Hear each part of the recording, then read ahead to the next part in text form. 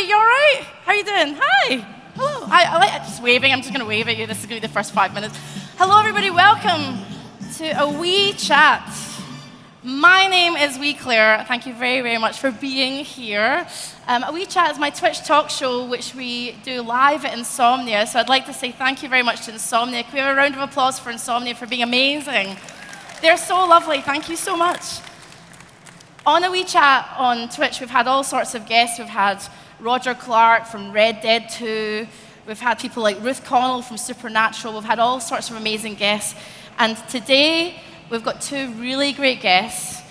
Before I introduce them, I would like to tell you all, like when I introduce the guests, please make sure you give them a ruckus round of applause, right? We've got to make them feel really welcome. Should we practice?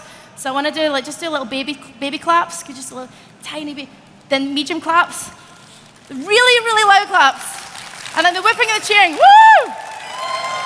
Now, that's the bar set, right? Okay, so that's where the bar set. So we've got two amazing guests today for you. We've got Patricia Summerset, okay, and we've also got Neil Newbon, and our 500-year-old magical reindeer pal, Rudy, is joining us as well. So without further ado, let's introduce our first guest, Patricia Summerset, voice of Princess Zelda Breath of the Wild. Tiny baby claps, medium claps, loud claps and whoops.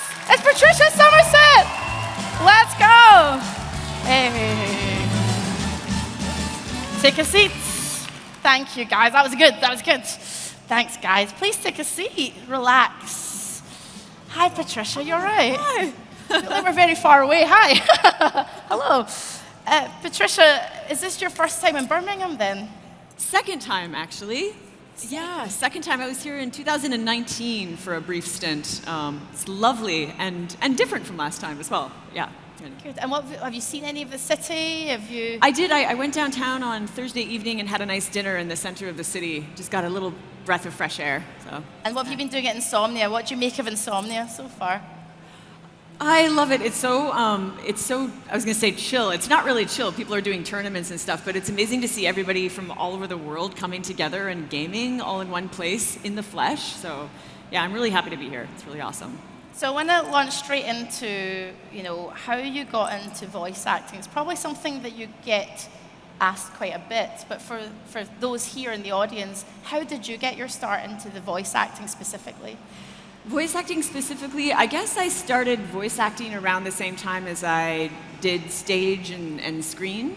I've always been somebody who enjoyed doing jingles and singing with my sisters and stuff like that, but I didn't realize that it could become an actual career path until university. So I was taking a course in university, and we had a voice acting course where we were able to sort of try out different characters, and I fell in love, and I was like, this has to be a part of my career. So that's really when it started for me, the voice acting. What is it so much that you love about the voice acting? Because you said you fell in love. What is it that you fell in love with specifically? I mean, I love the idea of communicating in a variety of different ways, aside from just verbal. And there's something about the act of transformation for me as an actor that I get to the process of doing that. I mean, I love all the arts, and I love the transformations that you can create through every kind of art. I also have a background in dance as well, so.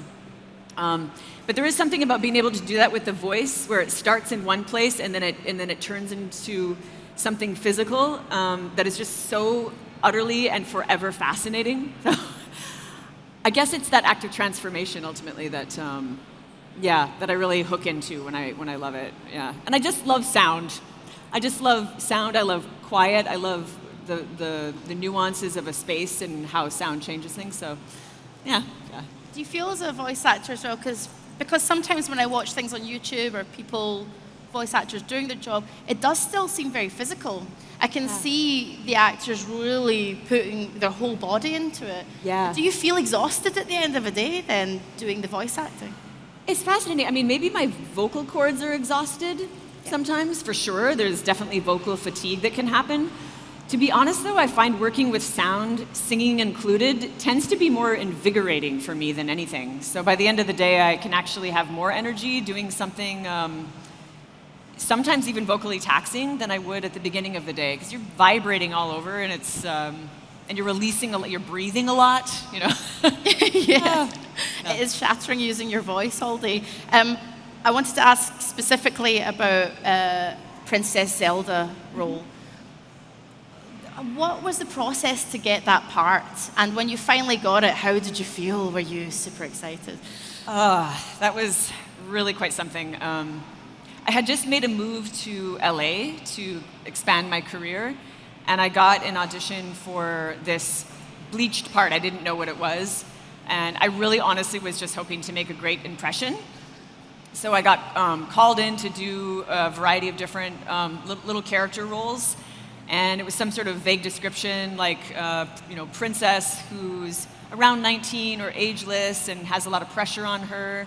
And I was like, okay, I can figure that out. But I honestly, there was the part that ended up being Urbosa was the one I'm more accustomed to getting. So I was like, I'll push for this one, but I'll also try the princess one, And then anyway, got a callback for it and was like, oh, wow, amazing. And then did the callback and they tested the range. And then later on found out after signing the NDA what it was. And then it was like, yeah, I sometimes, it's akin to skydiving, like the adrenaline rush that you get when you hear something like that and you realize it's going to be potentially very big. And it was, and a big relief because I was like, I got my first job in LA.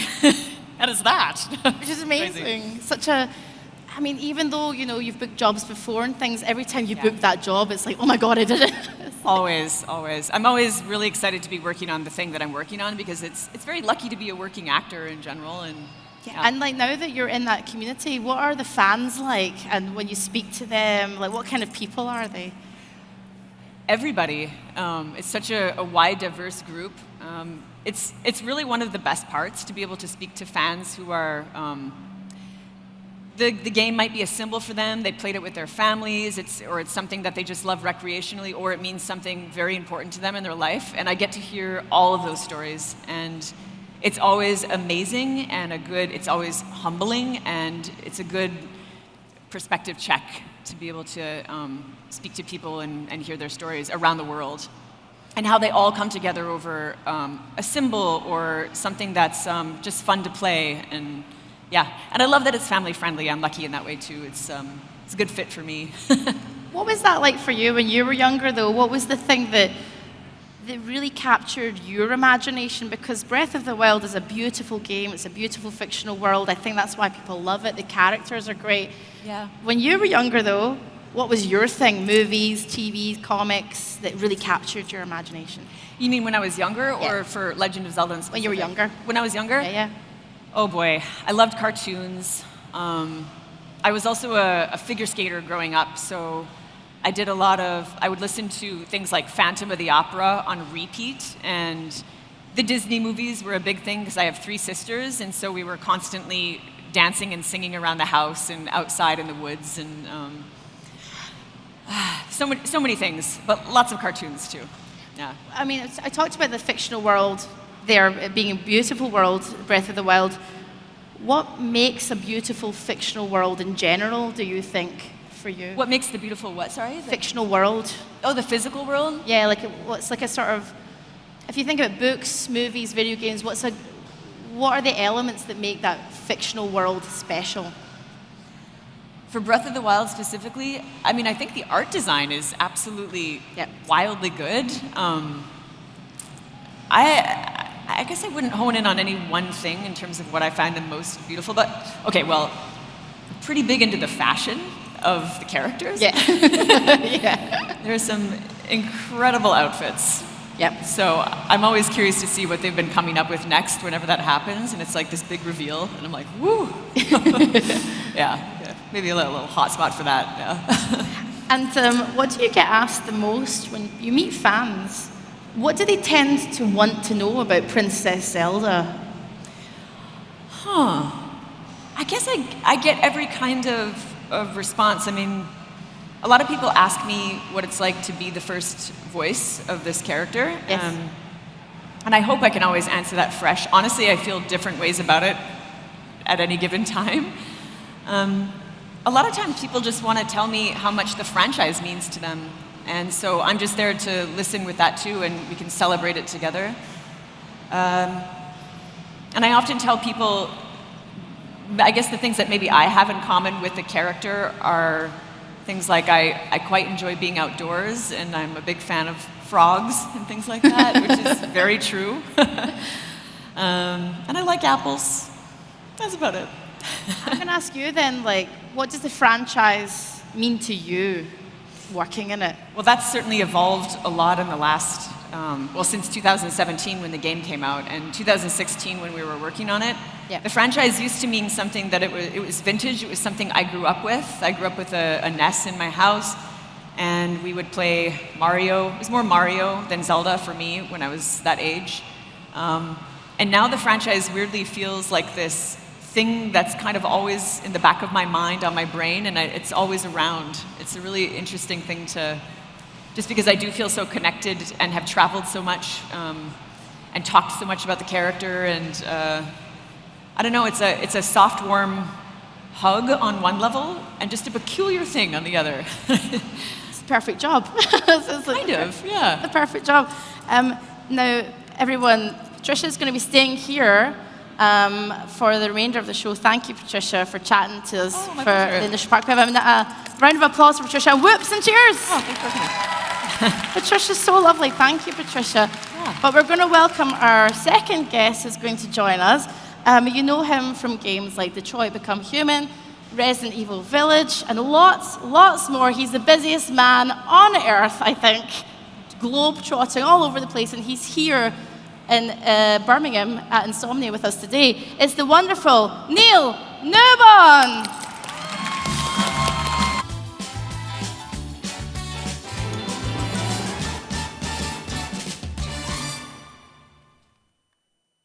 Oh, there you go. I'm good. Sit down. Take a seat. Hello. Neil, everybody. Neil. Thank you very much for being here, Neil. So this is your hometown. This is my hometown. Yeah, I'm a secret Brummie. So you're a secret Brummie. Yeah, How often do you get to come back to Birmingham? Not often at all. No, I come back maybe like 1 or 2 times a year, maybe. Okay. But I have a twin brother who's a cameraman. He's based here, although he travels all over the world as well. Right. I like the theme music with every answer I have. It's like, I like that. I'm kind of thinking every time you answer a question, that might happen. every time it's a dull answer, you play the theme music to sort of like balance it out. Just play the theme music constantly. Right. As well as voice acting, you do quite a lot. You do motion capture. Yeah. There's all that kind of thing as well. I mean, you were doing mocap and things like that when people were skeptical about Yeah, it. sure. I mean, I started motion capture, performance capture. I didn't start it. I started in it about 12 years ago. Yeah. At that point, there was only maybe a dozen of us doing it. And it was very difficult to convince other actors to get part of it. So, which was great for me, because I got to play everything. And I found very quickly that as well as being good at it, I really understood it quite well for being a combination of TV, film technique, and theatre technique, with voice on top of that. And so for me, it's like a whole new methodology of acting. What kept you going even though people were skeptical? So what was that? What kept you going even though people were I was skeptical? broke. I was super broke. I had like no money. I was pretty broke, man. So I came to it I was doing lots of great indie work and lots of fun stuff in TV and film, none of which paid that well. And so I was reading an article. I'm a gamer anyway, so I was reading an article about voice acting. And I should get into voice acting. I've got a good voice, malleable. And I saw this tiny little photo about mocap. And I was like, what, can we swear? Profanity's a no-no, right? No profanity? What was that? Can't use swearing, right? What was that? I was about to swear, but we can't swear. Can No we? swearing. No swearing. Thank you. I should have warned you before. Sorry, Lots of fudges. You're like, Lots of fudges. Lots of fudges. So I realized I understood what it was without having experienced it. And then I did my first job with Audio Motion. Brian Mitchell gave me a gig with Ubisoft playing Ghost Recon Future Soldier, playing 30K. And I realized that I really understood what this was about. Yeah. And it's a completely new acting methodology. It's really cool. Very exciting. So yeah. I also got to take my face off and play anything. That's appropriate to my ethnic casting, obviously. Which is great, but I got to play any role within that, which was amazing. Like a true chameleon, essentially, which is what you probably want as actors. All you can ask is many characters of different backgrounds. It's great. Yeah, I have different flavors. You know, it's really cool. And Patricia, have you tried mocap before? Have you tried mocap? You tried it? I've tried. I recommend you try some mocap. I would love to try some. I have actually. I've done. Funny enough, you mentioned Ghost Recon. The last Ghost Recon Breakpoint. Oh, cool. I played Paula Madeira in that. We did a very long process of mocap for that one.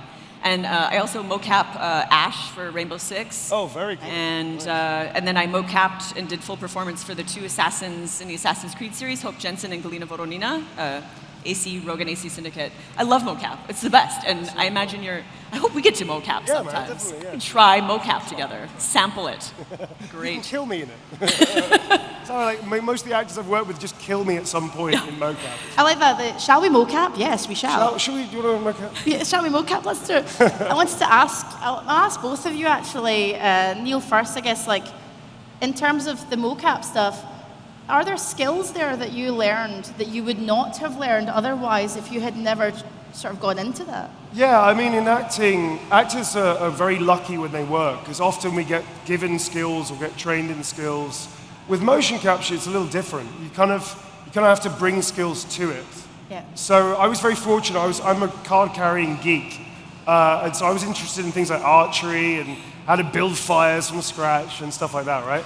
So I had a lot of really interesting miscellaneous skills. I was like in the cadet army for a while, and I know how to shoot guns. I do martial arts for like 25 years, gymnastics, things like that. So I came to mocap with a whole bunch of skills that, for the first time, outside of a few bits here and there in TV and film, all of it was relevant and all of it was useful. So that was also a wonderful experience as an actor, to be able to take all these obscure things that I've been picking up for years and years and do it. But if somebody wants to get into mocap and performance capture, there used to be only a few of us. Now there's a very big queue of young people trying to get into it, which is great. Your skill levels need to be good and high, and you need to learn lots of things to be a mocap artist. Right. Which is a little different from performance capture, which is more traditional acting, I would say. Yeah. Got it. I wanted to ask you both, actually. Well, Patricia, we've talked about Breath of the Wild, but are there any other jobs that you've worked on, video games-wise, that have been like favorites that stick out in your head? I mean, I love them all when I'm working on them, but I do think that, like, honestly, Ash from Rainbow Six is, because it started in 2015, and there's been a through line for that for me. That was a really special one, and we got to do things like tactical training and things for mocap in that, which is like cool. so fun. So I go back to that one, and it has a really cool fandom as well. And I can't play the game. Horrible. It's like, but I can sit back and cheer in a nice girthy voice, I guess, and that's. What about you, Neil? Like, has there been a favorite there for you? Like a game that sticks out to you that you loved, like not playing but being in? You mean something being in or just played as a player? Being in, like being acting. In. Yeah. Yeah, I don't have a favorite, but I've been very, very lucky to be a part of some really amazing franchises. Everything from Final Fantasy to Resident Evil to Baldur's Gate 3 now. It's impossible to have a favorite because they all have a meaning for me. Yeah. I really dig Baldur's Gate 3. It's an amazing game. I remember you loved Baldur's Gate. Oh my God. I was a huge fan of the game anyway. And I secretly, when the audition came out, they were heavily coded and project names, they heavily code things and transcripts. I worked out what it was, and I completely lost my mind. And they said, audition for one or two different races. I auditioned for 11 races and just kept on bombarding them with tapes because I knew what it was. It was just like, it's such an amazing experience. I think it's going to be the best RPG ever made. Yeah. But I was a huge fan of Fallout and the original Fallouts and Bethesda's work. Yes. Animation aside, the games are incredible and the world was extraordinary. So I love big Fallout. fan of those, Skyrim, that kind of stuff. Yeah. Don't. Look, we could do like a whole chat show just talking about Yeah, Fallout. we'll still back there. We should just talk about Fallout. Well, okay, what's your favorite Fallout game? I like 2. 2. Fallout 2 is amazing. If you haven't played it, it's like an old isometric. I'm dating myself now, but the writing is amazing. It's quite morally grey. And the 3 and 4 is amazing too. New Vegas is great too. Yep. But 2 is a really special game. Yeah, it's really cool. Right, 3 for me. Not bad. Yeah, no, okay, thanks. I got your approval. You went, Yeah, sorry. That's okay, it's okay. In terms of Resident Evil, Neil, I wanted to ask, it's an incredible franchise to be part of. Were you a huge fan of the Resident Evil franchise before? Yeah, I was, like many people, I was terrified by the games. I was also terrible, I'm also terrible gamer. Terrible at the games as well. So I knew of them, I'd watched some of the movies, I love the universe that's created about it. But I was very lucky that I've done 2 of the games now. Resident Evil 3 Remake and also Village. And it was interesting coming to 3, because I remember 3, and I remember being horrible at it, and being terrified of Nemesis. So it was nice to come into it as an adult, and play Nemesis, and play Nikolai, and actually come from the game that side, and sort of put my terrified RE demons to bed, in a way. It was kind of nice. Fun though, right? Yeah, it was kind of therapeutic, actually. Yeah, very fun. In terms of scary things, Patricia, are you a scary game, scary TV, scary movie fan? Do you like scary stuff? Scary stuff? Yeah. Ooh, scary stuff. Scary stuff. I tend to stay away from horror and gore at the moment because I just feel like it's a little too. I just want to sleep and be really zen. And for me, it doesn't make me more relaxed. I know it does for some people.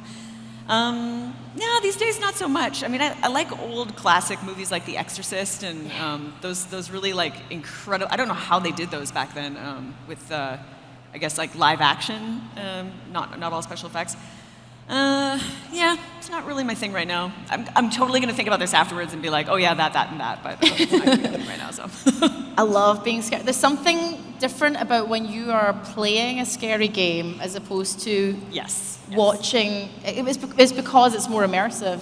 So when I'm streaming a scary game, my neighbors hate me. I'm very loud. Like, Loud gamer. Okay. Just scream. I'm a big screamer. Neil, I wanted to ask you about Deliver Us from Mars. Deliver Us Mars, yeah. Yeah, or Deliver Us from Mars, yes. So tell us about this. What is the project about? How are you involved? Sure. I was asked, in fact, actually, a friend of mine called Ace Rural, who is an amazing creature performer, who I've known as a friend for a long time, recommended me to Molinaire, who were the production house that were producing a game called Deliver Us Mars with Kyoken. Funny enough, I'd already contacted Kyoken a couple of years before when Deliver Us Moon came out, which is the first game in this 2-part series. And it's all about, it's like basically like a family drama set in space. So I got to know the Kyoken people a little bit, and they interviewed me and asked me if I wanted to be the performance director for the game. And then they also asked me to play a supporting lead role in it as well. So I loved the first game. It's called Deliver Us the Moon, and it's an indie game, but it looks incredibly epic, very beautiful. Yep. And the number of people that made it is tiny. And it's a really interesting, it's a linear experience. It's a really interesting one. Now that Frontier Developments have come along and supported Kyoken, they've had the money now to really expand on the story and really fill in the gaps of the original and take it to literally to a new place. And I've got to say, filming it was a real delight. We had some amazingly talented actors. Elise Chappell's our lead. She's a TV actor from quite a lot, Highlander, things like that. Quite a lot of really big TV series. First game, she did incredibly well. Danny Ashok is amazing in it. Bryony Tibbett, Luisa Guerrera, and also Nicole Tompkins as well, Nice. Who's my friend. And it was just a really, really great experience. Especially because I worked out how to do zero gravity for about 40 quid. That was great. That was very useful. That was terrifying to not be able to work that out until we worked it out. So it was really cool. Well, it begs the question. I'll ask Patricia first. Would you go to space? Would you actually go to space, Patricia? Oh. I mean, this is a theoretical question. So, I mean, yes. Yeah? Yes, I would. You would? I would want to like triple check the rocket. Or Yourself. I'm not an engineer. However, I wouldn't mind having a quick look over it. I like the idea of you being under the rocket, just triple checking. Giving it a good kick. Like, Yeah. well, I don't like the sound of that. Start her up. Let's see how it's. That doesn't sound great. Just giving it a little knock, just knocking the rocket. Yeah, I think it's okay, you guys. Hello? Yeah. Oh, I think it's okay. Neil, would you go to space? Yeah, totally. Yeah, without doubt. Yeah. I don't know. Completely. Yeah. I think the thing is about the planet is that we're built to explore and expand. True. The problem is that we really need to sort this planet out. Yes. And we really need to look after it. Because this is a base to go out. Do you know what I mean? 100%. So I really hope that humanity gets its stuff together, and so that we can explore, that we can go further and do all that stuff. But we can't forget about our planet. That's I like the idea of the Mars expedition, and Elon Musk being king of Mars. Yeah, whatever, great.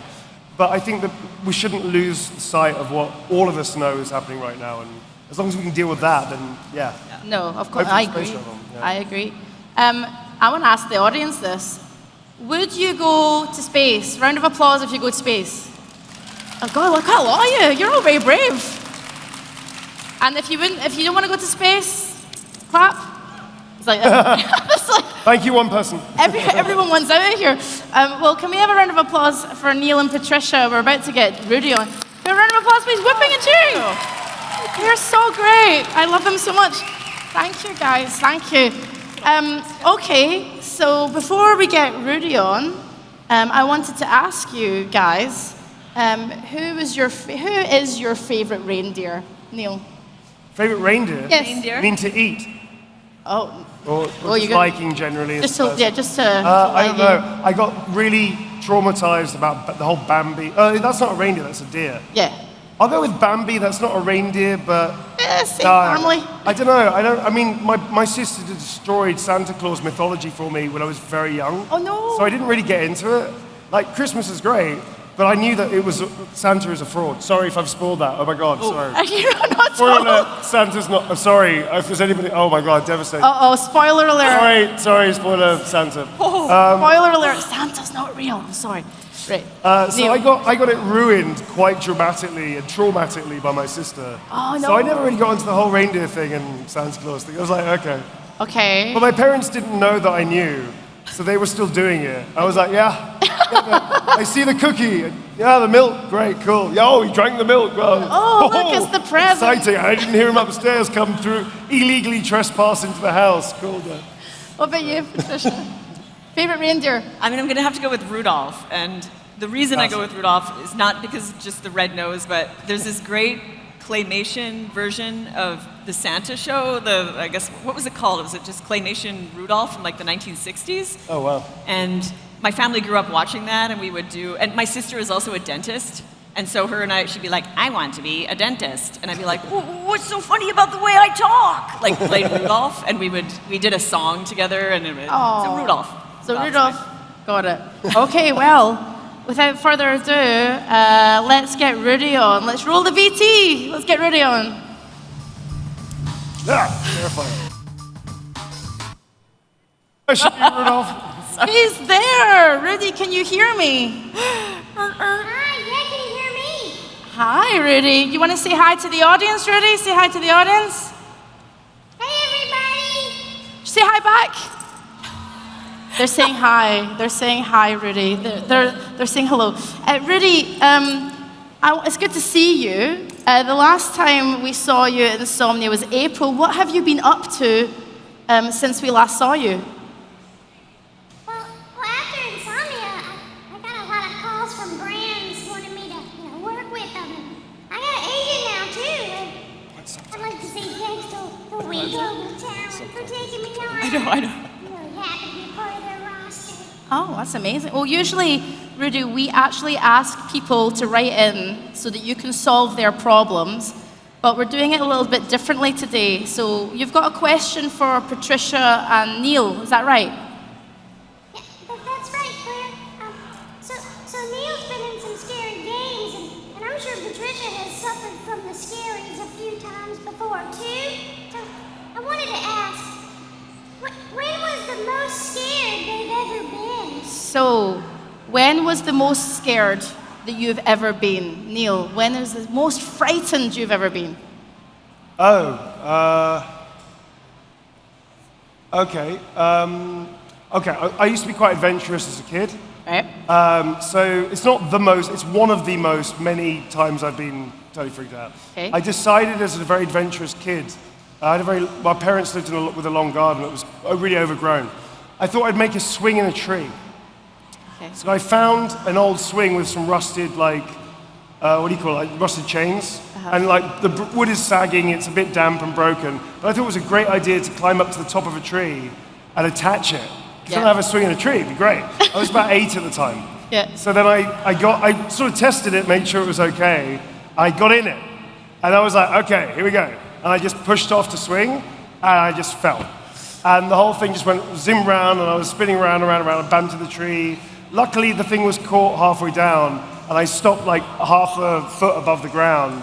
I think that was the moment when I saw my tiny little life's journey, which was quite depressing, actually. It was pretty boring, flashed before my eyes at the age of about 8. So that was one of the times I think I've been most scared. Okay, Patricia, same question to you. When have you been the most scared? I'm trying to think of some like really interesting, just blank mind. I'm going to answer this in theory. I think actually the most scared I've probably been recently has been waking up from a dream where like I lost one of my 3 sisters or something like that, and you know, you wake up and you're like, oh no, that's not even real. That was my own head. Oh, good old anxiety. I'm afraid of my own head. Goodness. Stop doing it. Stop doing it. Yeah. So there you go, Rudy. I'm not really sure why you're asking exactly. Why are you asking? That's an intense question. Well, I mean, if you suffer from the scaries, I'd like to suggest to Neil and Patricia to try out the Ted You Like 2000. It's a giant teddy bear with sweet glowing eyes. It plays happy tunes, Claire. Okay, so you're basically telling me it's a giant teddy bear. Is that what you're telling me? Okay. Sure. Who doesn't love a giant teddy bear? We've already sold tens of units. It really seems like people are loving it. Okay, you know what? It looks great, Rudy. Patricia, Neil, Not disturbing in the slightest. Completely fine. is this something you would have in your house? You know, I already have a teddy bear that someone special gave to me, and it has a big 43 on it, and I might stick with that teddy bear if that's okay. But he can come and visit during the day, and we can have tea, and maybe not when I'm sleeping. But this one's got sweet glowing eyes. Obviously. Obviously. Literally the name I would name it. Yeah, completely. Okay, well, He'd like it. thank you for your advice, Rudy. Where can we get the Ted You Like 2000? Where can we get that? Well, from the Wee Glow Wee store, Claire. Nice. Okay. So make sure you all visit now. Okay, well, I'd just like to say the Wee Global E-store is up now if you would like to go get the Ted You Like 2000. Well, thank you very much, Rudy. It was lovely to see you again, and we'll catch you again very soon. We'll see you soon. See, this is why I don't like reindeer. Bye-bye, everybody. Bye-bye, Rudy. Everyone round of applause for Rudy. Can we have a whoop and a cheer for those who would get this and put this in their room? Yeah, we got a few weirdos in the front. Yes, I'm loving it. Okay, a final round of applause. We're going to go to audience questions now, but before we do, I want a round of applause again for Neil and Patricia, who have been amazing. Thanks, guys.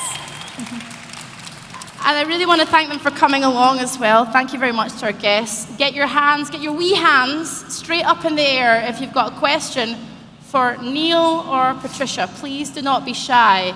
And oh look, there's someone there in the back I recognize. Is that you, Tommy? Hello, hi. Hi guys, how you doing? Good, thank you. Great. Good, great. Right, considering you've done all this great work, motion capture, voice acting, across loads of games, which is amazing, well done, I'm very impressed. Well, I really wanted to know, what's your favourite boy bands? What's your favorite boy band? Polyglot? What, sorry? What's your favorite boy band? Oh, boy band. That's an interesting question. Thank you very much, Tommy. Boy band. My favorite boy band, Metallica. Yes. Great boy band. I'm into it. Here, I was going to answer something seriously. I'm going to have to go with old school, like In Sync was the one In Sync. Classic. Thank you very much. Thank you, Tommy. Hoover, hands up, please. We've got somebody here, somebody there. Where's the mic? They're coming round to get you. All right, my love, what's your name? And please direct your question. Hello, I am Matthew. Hello again, Neil. Hello again. Hello. I just want to ask, what are your guys' favorite games? Can you speak up, please, because we can't Sorry, hear you man. so well. What are your guys' favorite games? Mine. Favorite games. Both of you. Both of you. Okay, favorite games. Both of our favorite games. Both of our Yeah, favorite sure. games. Well, I kind of did that, I guess. Fallout, Bethesda stuff, those kind of things, right? I may have missed the first half of the show, I'm sorry. I'm sorry. Fallout. So Fallout. Yeah, the whole series is awesome. And I'm a big fan of Elder Scrolls as well. Yeah. And what about you, Patricia? What are your favorite games? Well, the ones I think of right now that I've either sort of watched a lot of or played a little bit of and enjoyed being with other people doing it would be like Horizon Zero Dawn. And there's this little indie game called Never Alone, I believe, and it's set in the Arctic, and it's a person jumping around with a fox, and they have to, it's very, very indie. And I remember crying at that one, so that one comes to mind.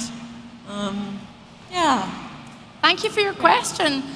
Please put your hand up if you've got another question. We've got quite a few people here. Now, when we come round to you, please speak up because it's hard to hear. Hello, my love. What's your name? What's your question? My name's Monty. Can you hear me all right? Yes. Yep. Thank you. Hello again, Neil, and hey, Patricia. Hi. Again. I just wanted to know, what's your dream role for voice acting or mocap? It doesn't have to be a specific character; it could be in a specific game. I know, Neil, you just said you were really happy to be in Baldur's Gate 3, but what? Actually, that might have actually been your dream role. I don't know, but yeah. What's your dream role? Dream role, okay. I think my dream role right now would be something that I'm sort of pursuing doing, because I also do music. It would be acting in a game that is just a really fleshed out, wonderful character, and then also collaborating on a song for that game. So getting into other roles, either a bit of the writing, the music, and the acting role all at once. That would be a dream role for me right now. Nice. Nice. What about you, Neil? What would be your dream role? It sounds really silly, but I had so many of the franchises that I admired for so long. Been so lucky to be a part of them. To be honest with you, dream roles are also what you make of them. So I think absolutely, yeah, there's certain types of work I want to do more of and that kind of stuff. But dream roles, you don't know they're going to be dream roles until you do it. Do you know what I mean? Yeah. You can read it on the script and go, wow, that's a fantastic script, or I'm going to work with this director, or I know the other cast, or these people. I get to work with Nicole Tompkins a lot, who's awesome, and she's my sister, and we work really well together. That's like a dream job in that way, you know? But dream roles are what you make of them. So you can take a great script, and if somebody isn't doing their job with respect and hard work and craft, they can make a real mess of it, you know? And a dream role can become a nightmare. So I think dream roles are in retrospect, when you look back and go, yeah, I gave it my all. I left my blood and my sweat and tears on the floor, sometimes literally. And it was an incredible experience with wonderful people, with amazing developers, amazing teams, amazing writing, amazing game studio, totally inclusive, a total ensemble between cast and crew, no egos. And you realize that was a dream experience, that was a dream role. When I'm doing the role, I'm just focused on having a great time. It's supposed to be fun, but also I'm working with everybody else collectively, but also doing justice to the writing and the truth of the fictional circumstances of the character. So what would be a dream role? I don't know, I'm grateful to work. So a dream would be continue to work until I'm so old and decrepit that I have to work from a Zimmer frame or chair.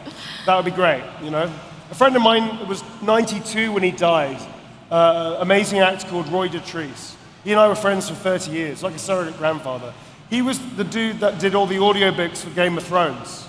And he did 300 characters. He's got the Guinness Book of the Record, I believe, for most number of characters in an audiobook. And he did it for years and years and years and years. His last gig was at 91, and then he died at 92. And Roy was an amazing inspiration. And he used to tell me that you never stop getting nervous, you just know how to use it. And you should never stop being grateful. And the dream roles you get, you won't know until later. So I'm sure we're the same, you know, aspirations to do these great, amazing projects. But every role is a dream if you make it a dream. And I know that sounds a bit cliched, but it is a truism. It's how you enter into a relationship with it, I think. Thank you, it's a good answer. Thank you very much for your question. Hands up, who's got another question? Oh, got quite a few. I'll let all around here.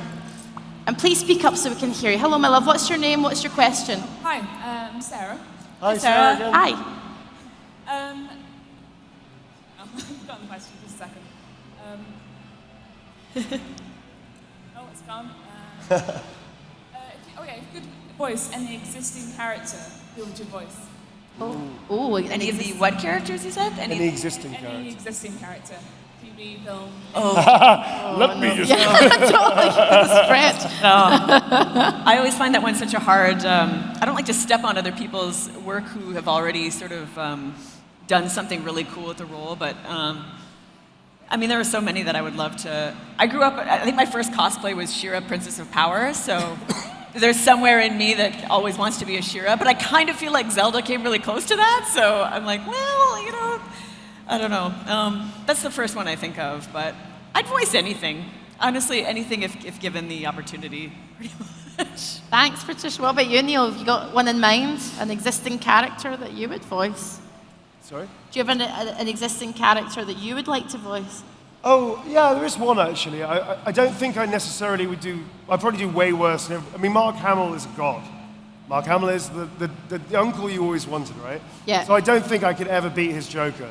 Yeah. But I would be bold enough to try and give it a go. I'd like to play a version of a Joker that hasn't quite been done, you know? What would your version, I'm not going to make you do anything, but what would your version I'm not gonna- sound like or be like? What would you like to... I kind of like the way that they take, Joaquin Phoenix's Joker is super interesting. Yes. And I think paring it down to something more like that would be of fascinating interest to me. Mark Hamill is Joker God Yes. and should never be touched in that side. But I think going the other direction, I would love to see that realistic, really gritty, very troubling, disturbing version. I would love to try that. Okay. I don't think I ever will, and you know, I shouldn't really, because better people than me have done an amazing job. But if I had ultimate choice, yeah, I'd love to try Of course, that. yeah. Okay, hands up. Who's got another question? Right, we've got quite a few. You got some down there as well. There's some people down the front as well. Where's the mic? Where's the mic gone? Where's the... Oh, hi. Yeah, whoever you want. Let's go down the front row, because we've been waiting. Excuse me, folks. There you go. All right, my love, what's your name and what's your question? Hi, I'm Georgie. Hi, Georgie. Hi. Georgie. And I was wondering, if you weren't like actors, what do you think your job would be? Oh, if you weren't actors, what would your job be? Patricia? One of the, That's a really tricky one. It's hard to imagine. I'm such a. My sisters always told me that I would make a good therapist. And I'm like, talk? no, I know, right? we talk? Look at what we're doing, right? Except that now I get to sit on a silver couch, be a therapist on a silver couch. Honestly, I don't know. I might do something. It would probably be really active and something that would involve being outside a lot, whatever that means. Oh, what about you, know. Neil? What would Think you about that do if you weren't doing this? It's hard. That's a hard question to answer if you love your job so much. yeah, I don't have a backup plan. Oh, I never had one. I knew I fell in love with acting when I was about 8. I saw the original version of Cats. Do the math and work out my age. yeah. But it literally had me. And I think from that moment onwards, I always knew I'd be a storyteller. I don't know, something in storytelling. I would have done something else. I mean, I direct now, so maybe I would have been a director. But I think it would have always been to do with telling stories. I can't possibly think of anything else. I would Something creative, basically. but specifically to Yeah. tell a story. Got it. I don't think it would be anything else. Yeah. A good question, by the way. Very good question. You got them stumped almost. Do we have we've got time for a couple more questions. Hands straight up. You choose. You go for it. I don't want to be in charge of the choosing. Okay, go for it. All right, my love. What's your name? What's your question? Hi, I'm Joe, and this is for Neil. Who's your favourite Resident Evil character? Are you Neil. kidding? Okay. Oh, it's kind of a weird question, man. You know, so many to choose from. I'm going to go with a dude in the hat. There you go. Thank you. Very I like my own characters a lot because they're my characters, right? Not my characters. I'm really envious of Jeff Shine because Jeff's got this sexy voice, right? You know, he plays Chris Redfield. So I don't have a favorite character, but I would love to be able to steal his voice a couple of times, you know? So I like Jeff's characters a lot because they can basically say anything and it sounds cool. I mean, he had the worst lines a couple of times, like so cheesy, and he said them, and you're like, how do you do that? How do you make it sound great? So I really dig his characters a lot. When he's done 2 characters in Resident Evil, and they're both just stupidly cool. So yeah, those ones. I loved playing my characters, so they are my favorite because they're mine. Nemesis was great. Nikolai was great. Heisenberg is a gift. Heisenberg's ridiculous. Yeah. So. Thank you. Good question. Thank you very much, Thank you. Joe. We've got time for one more question. No pressure, lovely lady with the mic. Go for it. One more. Hands straight up. Be clear. Oh. There we go. Yeah. Okay. So, what's your name? What's your question? My name's Nadia, and my question is, what advice would you give to an aspiring voice actor that either you wish you'd been told at the beginning of your careers, or that you just think they should know? Okay. So, advice that you would give aspiring voice actors, perhaps something that you wish you had heard at the beginning of your career, or something that you just think they should know. So, Patricia, what do you think? Take care of yourself along the way in the process, because you can't be an actor unless you can't be a happy actor unless you spend a good amount of time taking care of your health at the same time. I used to be, when I first started, maybe more interested in just bulldozing through situations to get a part. But there's something about life balance now that means more to me than ever, and to be able to sustain a career for a long time, that's really important. Yeah. And I guess the other thing would be simply that voice acting is acting, and it's so train as an actor. It's not about impressions, it's about coming to a character in a complete way. It's physical, it's a full body experience, and it's easy to forget that when you see people making these big jumps with their range and everything like that. It really does come down to action and tension, the things that you learn about when you are embodying characters in a full-bodied way, theater, stuff like that. So, and have fun. Yeah. Yeah. That's a good answer. Thanks, Patricia. You got anything to add, Neil? I have very little to add. I think that's absolutely encapsulated it. Especially what you started with about looking after yourself, which also means make sure you have a way of making money beyond what you aspire to do, so that you don't ever get to a point of desperation. So if I'm going to add anything to that, don't ever be desperate for the work. An audition, if anybody does acting and voice acting, if they ask you to audition or submit, they already think that, in fact, I wish I'd known this. They already think you're good enough to do the role. You're not there to prove anything. You're just there to offer up your work. And if you meet somebody, if you get to a recall stage, they're interviewing you to see what you're like, blah, blah, blah. You're interviewing them to see can I work with you? Does this gel? Does this work? Are we going to have fun? So I think if I could tell my younger self something, is that you've got nothing to prove if you're in the room or if you're asked to submit. They already think you're good enough. You just have to do your work. That's it. So if that's advice that, especially as Patricia was saying, there's a lot of really important things you need to do about yourself. Have a life outside of your obsession. Yeah. Do other things beyond just trying to get the job. Because eventually, again, it just makes you come across, unfortunately, like, I need this job. And listen, I was broke many times. I was homeless at one point. And yeah, it gets desperate. But you need to have a full, rich life. Otherwise, you can't embed the character in with experience. a full, rich life. Absolutely. Yeah. Because you're like a shadow of a person playing a full person, which is kind of mad, So, Thank you very much. That's a really good question. Thank you. And really good answers. Yeah. Yes. Give me a round of applause for all those questions. And Neil and Patricia. Thank you. Well, that takes us to the end of our show. You guys have been absolutely wonderful. I still can't believe the started this show during COVID on stream, and now I'm sitting here in front of all of your lovely wee faces. So I'd like to say thank you very, very much, because you guys being here and everyone that watches online makes it. So thank you very much. And can we have a final round of applause for the wonderful Patricia Summerset and Neil Newbon. That was a wee chat. Thank you very much. Thank you. Thank you very much. Let's go. Oh, shit. Pants.